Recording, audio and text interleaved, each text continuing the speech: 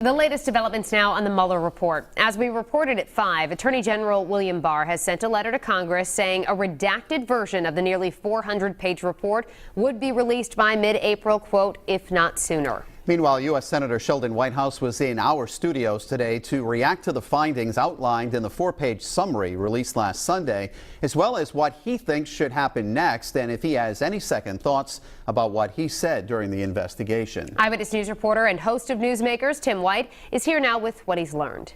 Senator Whitehouse and other congressional Democrats say they are not satisfied with the 4-page summary of the Mueller probe. The Robert Mueller investigation is complete, and Attorney General William Barr says it shows the Trump campaign did not collude with Russia in the 2018 elections. The first thing I think that we need to do as Congress is to understand what the contours were of what Mueller actually looked at.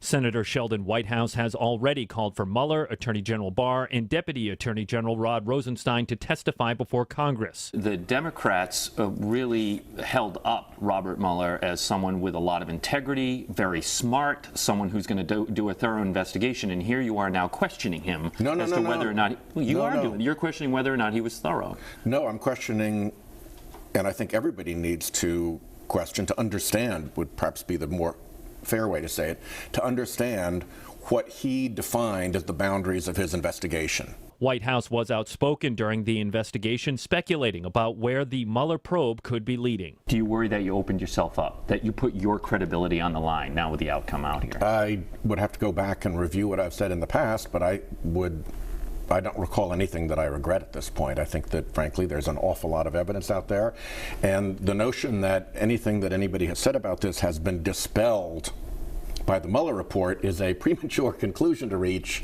until we've actually seen the Mueller report. Attorney General Barr says he expects to release a portion of the Mueller investigation report to Congress within weeks.